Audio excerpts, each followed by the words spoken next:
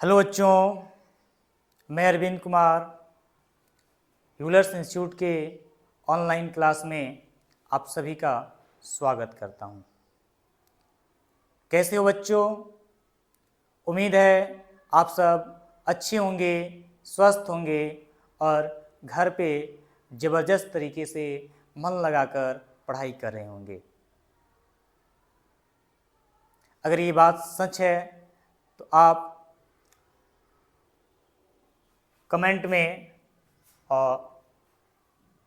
Heart का, ठीक है, या थंब का क्या करेंगे, कमेंट में भेज सकते हैं, जिससे हमको पता चलेगा कि आप एकदम अच्छे तरीके से पढ़ाई कर रहे हैं।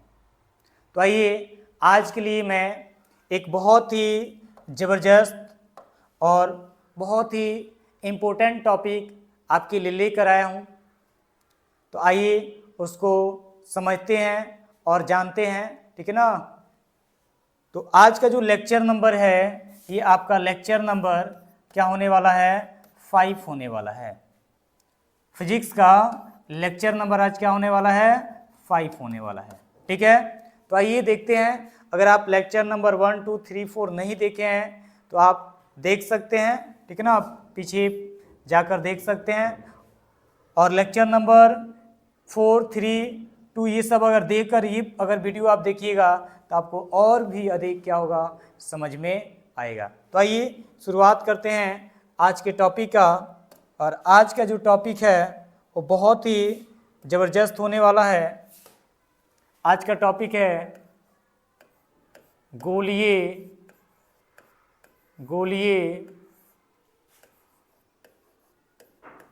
दर्पण की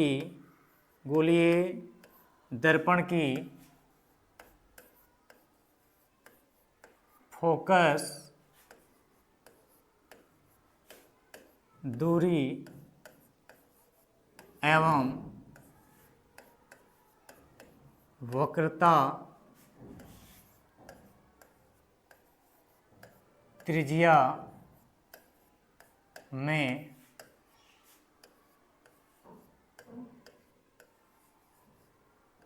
संबंध।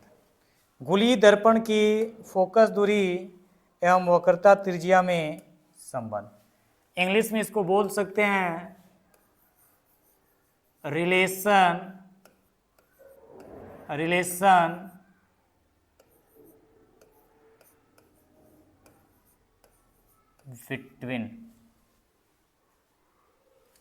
Between radius of curvature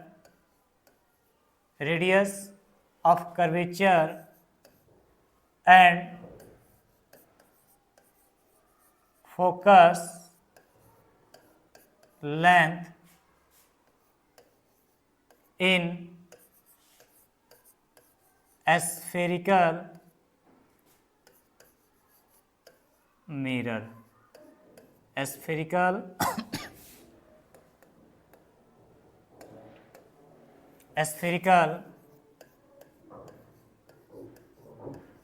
mirror. ध्यान से समझिएगा, गोलीय दर्पण की फोकस दूरी और वक्रता त्रिज्या में क्या संबंध होती है, आज इस संबंध को हम लोग जानेंगे, ठीक है। इसको इंग्लिश में बोलते हैं रिलेशन बिटवीन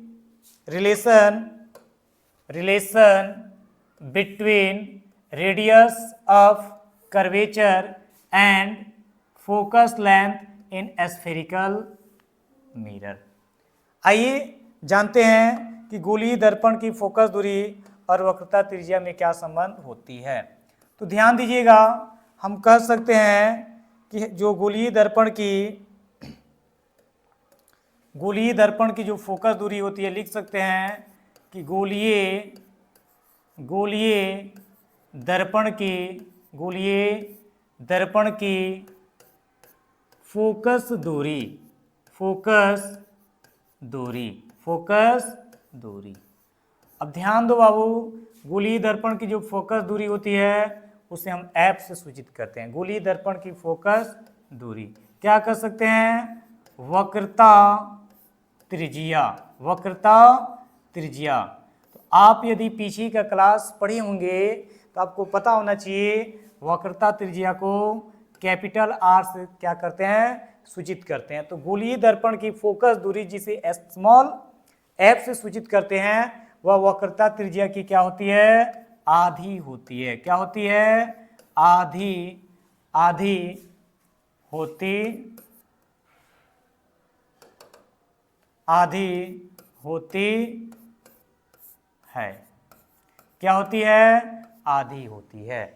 अर्थात यहां ध्यान दीजिएगा, हम लिख सकते हैं अर्थात, अर्थात हम क्या लिख सकते हैं, तो हम लिख सकते हैं F इक्वल टू आर बटा 2। क्या लिख सकते हैं, F equal to R by 2।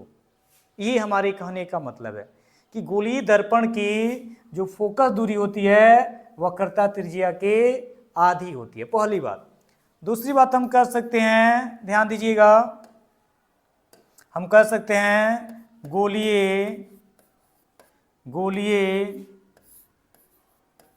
दर्पण की वक्रता त्रिज्या, गोलीय दर्पण की वक्रता त्रिज्या यानी आर। गोलीय दर्पण की वक्रता त्रिज्या यानी आर किसके, तो कहेंगे फोकस दूरी यानी स्मॉल एफ के, फोकस दूरी के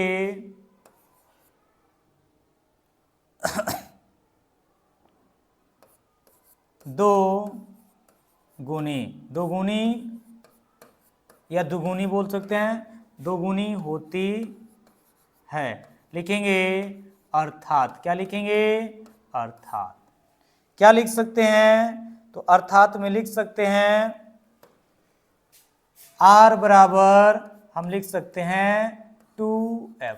दो तरीके से हम इसको क्या कर सकते हैं, इसके बीच रिलेशन को स्थापित कर सकते हैं कि गोलीय दर्पण की जो फोकस दूरी होती है वो क्या होती है, वक्रता त्रिज्या की आधी होती है, या गोलीय दर्पण की जो क्या होती है, गोलीय दर्पण की वक्रता त्रिज्या R होती है, वो फोकस दूरी की क्या होती है, 2 गुनी होती है।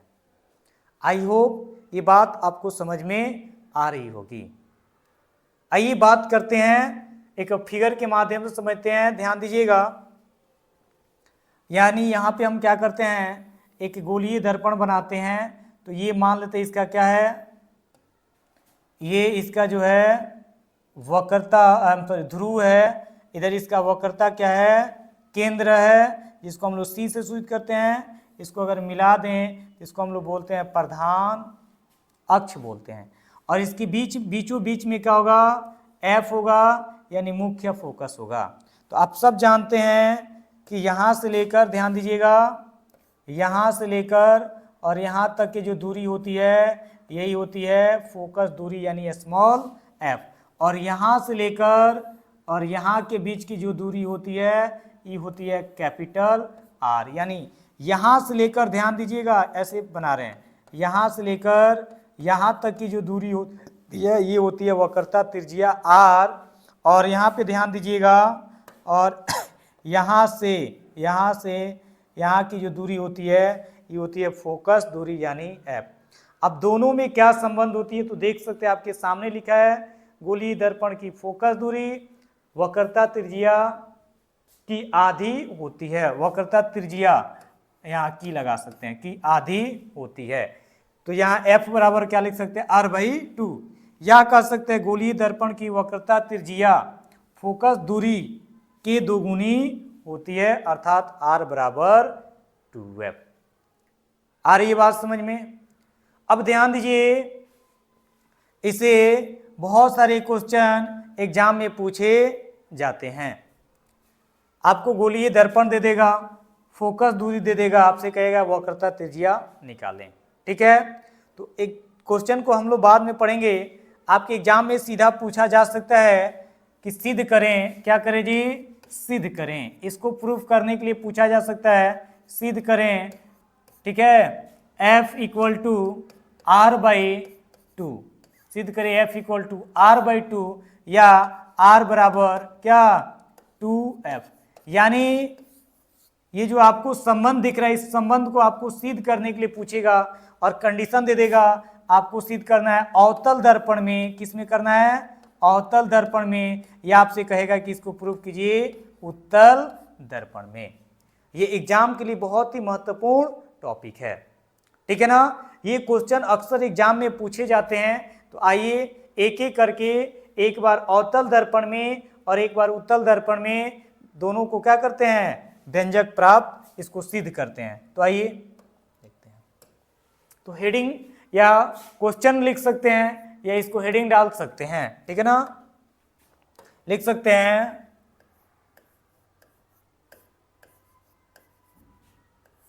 सिद्ध करें कि, सिद्ध करें कि F इक्वल टू क्या होता है, R बाई टू। क्या सिद्ध करना है, F equal to R by two या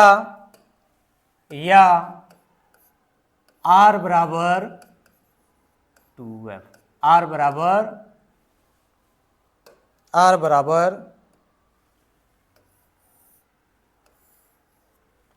ठीक है। तो यहां पे ध्यान दीजिए, इसको अवतल में भी सिद्ध किया जा सकता है और उत्तल में भी सिद्ध किया जा सकता है। तो आइए हम बारी बारी से पहले अवतल में करते हैं। तो यहां पे लिखेंगे हल, क्या लिखेंगे, हल। और पहले हम देख कर लेते हैं अवतल दर्पण में, किस में कर लेते हैं, अवतल दर्पण में। आइए इसको सिद्ध करने के लिए सबसे पहले हम क्या करेंगे, एक अवतल दर्पण बनाएंगे, जो यहां बना देते हैं। ध्यान से देखिएगा, इसको ध्यान से समझने का प्रयास कीजिएगा। एक प्यारा सा आपके सामने क्या है, अवतल दर्पण है। क्या है, अवतल दर्पण, ठीक है। सीधा नहीं दिख रहा है, इसको सीधा कर देते हैं, ठीक है।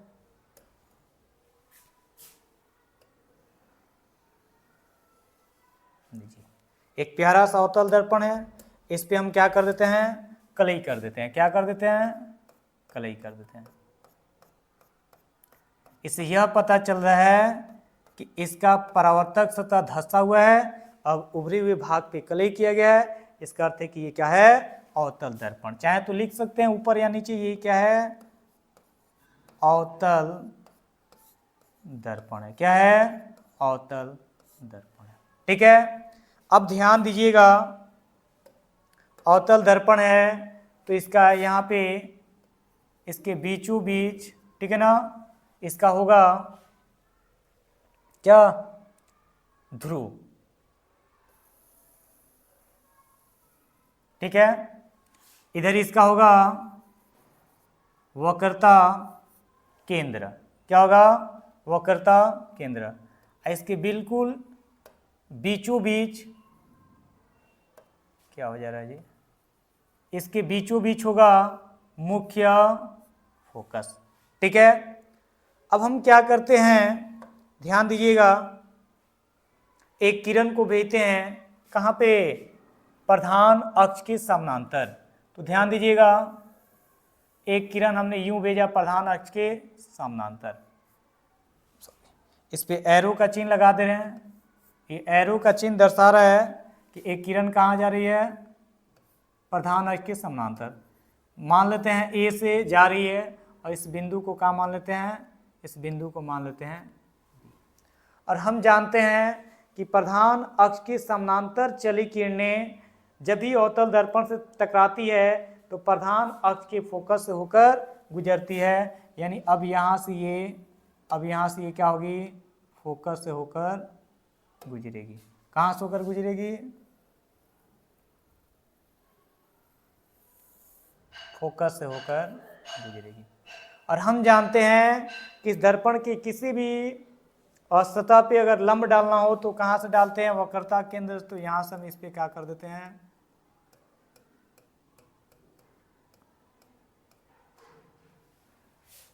यहाँ पे इस पे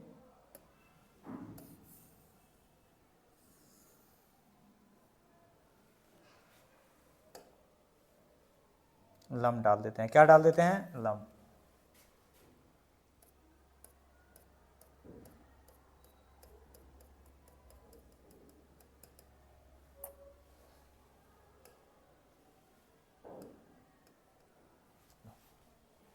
आ रही बात समझ में? लम डाल दिया। अब ध्यान दीजिएगा, अब थोड़ा सा आप ध्यान दीजिएगा, यहाँ पे देखिएगा, यहाँ पे एक एंगल यहाँ पे बन रही है, एक एंगल यहाँ पे, तो इसको बोलते हैं एंगल आई और इसको बोलते हैं एंगल आर। हाई दोनों समानांतर है, तो यहाँ पे देखिए बन रहा है ऐसे जेड। तो आप पढ़ चुके हो पीछे क्लास में कि दोनों समानांतर अगर जेड बने तो ये दोनों कोण आपस में बराबर होते हैं, तो यानी ये कोण भी क्या हो जाएगा? आई। और प्रकाश के परावर्तन के नियम से हम पढ़े हैं कि एंगल आई और एंगल आर दोनों आपस में बराबर होते हैं। तो ध्यान दीजिएगा, यहाँ पे हम क्या कहेंगे, यहाँ पे हम क्या कहेंगे, ध्यान दीजिएगा, इसका थोड़ा सा हम क्या करते हैं, सभी बिंदु का नामकरण कर दे। ये आपका हो जाएगा बिंदु P, क्या हो जाएगा? P। ये आपका F C। थोड़ा सा और यहाँ देख लेते हैं, यहाँ से थोड़ा इसको कलर चेंज कर देते हैं। यहाँ से अगर देखें, यहाँ से अगर हम बात करें तो ये वाला जो होगा इसको हम लोग कहते हैं F। ये क्या हो जाएगा? आपका F हो जाएगा। और यहाँ से देखिए, इसकी अगर लेंथ देखें यहाँ से इसकी, तो ये हो जाएगा कैपिटल R हो जाएगा। ठीक है, यानी C से लेकर P के बीच की दूरी को R, F से लेकर P के बीच की दूरी को क्या कहेंगे? F कहेंगे, स्मॉल f। ठीक है ना? आइए डायरेक्ट लिखेंगे, यहाँ पे क्या लिखेंगे? हम लिखेंगे चित्र से। क्या कहेंगे? चित्र से। चित्र में हम देख रहे हैं कि यहाँ पे एक त्रिभुज बन रहा है BCF। क्या बन रहा है? BCF। चित्र से कहेंगे या चित्र में, चित्र से ही कहते हैं, चित्र से त्रिभुज BCF क्या है? एक, या आप इसको ऐसे कर दीजिए, क्या कह दीजिए? चित्र में। क्या कहिए? चित्र में। त्रिभुज BCF एक समद्वि बाहु। समद्वि बाहु क्या है? त्रिभुज है। अब क्यों है बाबू समद्वि बाहु त्रिभुज? तो इस बात को आप समझ सकते हो कि इसका दो गो क्या है, दो गो कोण आपस में बराबर है, तो दो गो भुजा आपस में बराबर हो जाएंगे। आप पढ़े ना त्रिभुज में, अगर किसी त्रिभुज की दो कोण आपस में बराबर हो, किसी सम्मुख भुजाएं बराबर होती है, और जब किसी त्रिभुज की दो गो भुजा यदि बराबर हो तो त्रिभुज होते हैं समद्वि बाहु। तो ये जो बन रहा है ये क्या है? समद्वि बाहु त्रिभुज है। क्या है? समद्वि बाहु है। आइए आगे बढ़ते हैं। अगर समद्वि बाहु त्रिभुज है तो हम कहेंगे इसलिए इसकी देखो बराबर कोण की जो सम्मुख भुजा यानी FC CF कह सकते हैं, CF बराबर होगा किसके? BF के बराबर होगा। यहां पर किसी को कोई दिक्कत नहीं, दिक्कत है। आगे बढ़ते हैं, आगे कहेंगे द्वारक छोटा होने पर, द्वारक छोटा होने पर, द्वारक छोटा होने पर बिंदु B बिंदु P के निकट होगा। बिंदु P के निकट होगा। ये जो बिंदु है, अगर द्वारक को इसको छोटा करेंगे तो इसके क्या होगा? निकट होगा। जब निकट होगा तो कहेंगे लगभग। क्या कहेंगे? लगभग। क्या कहेंगे, लगभग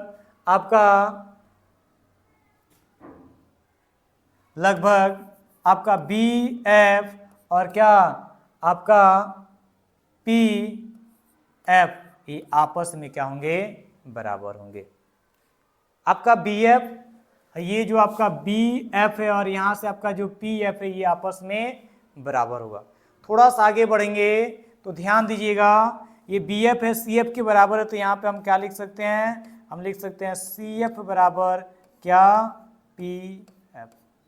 थोड़ा सा इस चीज को ध्यान से देखिएगा, हमने अभी क्या प्रूफ कर दिया, हमने प्रूफ कर दिया कि सी एफ और यहाँ से पी एफ आपस में बराबर है। आगे बढ़ेंगे, आगे हम कहेंगे पीसी, क्या कहेंगे, पीसी बराबर हम क्या लिख सकते हैं, या थोड़ा सा यहाँ ध्यान दीजिएगा, यहाँ हम लिख सकते हैं C F plus P F. अगर हम यहाँ से सी एफ को और पी एफ को जोड़ेंगे तो हमें मिल जाएगा सी पी, तो जैसे जोड़ेंगे तो हमें क्या मिल जाएगा, सी पी। या इसको हम क्या लिख सकते हैं, पीसी लिख सकते हैं, क्या लिख सकते हैं, पीसी लिख सकते हैं, ऐसे लिख दो पीसी, ठीक है। और आगे बढ़ते हैं तो हम जानते हैं सी एफ और पी एफ दोनों आपस में बराबर है, तो हम सी एफ की जगह पे चाहें तो पी एफ भी लिख सकते हैं, तो यहाँ लिख देते हैं पी एफ। तो पी एफ प्लस यहाँ हो जाएगा पी एफ बराबर पी सी, आज दोनों जुट को हो जाएगा 2 पी एफ बराबर हो जाएगा पी सी। आगे बढ़ते हैं तो ध्यान दीजिएगा, 2 को जब इधर भेजेंगे तो यहाँ हो जाएगा, अब ध्यान दीजिए ये पी एफ है, ध्यान दीजिए पी एफ, इस दूरी को हम क्या माने हैं, स्मॉल एफ, तो यहाँ पे लिख सकते हैं क्या, यहाँ पे लिख सकते हैं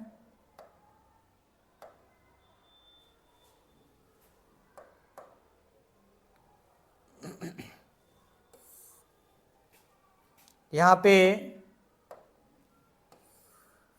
थोड़ा सा ध्यान दीजिएगा, यहाँ पे हम लिख सकते हैं, ध्यान दीजिएगा क्या लिख सकते हैं, स्मॉल एफ। इस 2 को इधर जब भेजेंगे तो इसके बॉटम जाएगा, यहाँ देखिए पीसी जो है ना इसको हम कैपिटल आर लिख सकते हैं, तो आर बाई क्या लिख सकते हैं, 2। यही तो हमें क्या करना था, प्रूफ करना था। तो देखिए एक प्रूफ हो गया, F equal to R by 2, या इसको इधर गुणा कर देंगे, भेज देंगे इधर, तो देखो क्या हो जाएगा 2f बराबर आर, यानी इसको हम लिख सकते हैं आर बराबर 2f, और इसको हम क्या कर सकते हैं, इधर घेर देंगे। तो ये हमारा हो गया प्रूफ। किस में हो गया, तो ये हो गया अवतल दर्पण में। आ रही बात समझ में। तो इस तरीके से हम क्या कर सकते हैं, एग्जाम में इस व्यंजक को, इस फॉर्मूला को क्या कर सकते हैं, प्रूफ कर सकते हैं। चलिए आज के लिए इतना रहने देते हैं, अगली क्लास में हम लोग, ठीक है, इसी को यानी f बराबर r बाई 2 या r बराबर 2f को ही प्रूव करेंगे, लेकिन कंडीशन क्या होगा कि अवतल दर्पण की जगह पे क्या होगा, उत्तल दर्पण होगा, ठीक है ना। तो अगली क्लास में हम लोग उत्तल दर्पण में सिद्ध करेंगे कि f equal to r by 2 या r इक्वल टू 2f। तो आज के लिए इतना रहने देते हैं, मिलते हैं अगले क्लास में। That's all.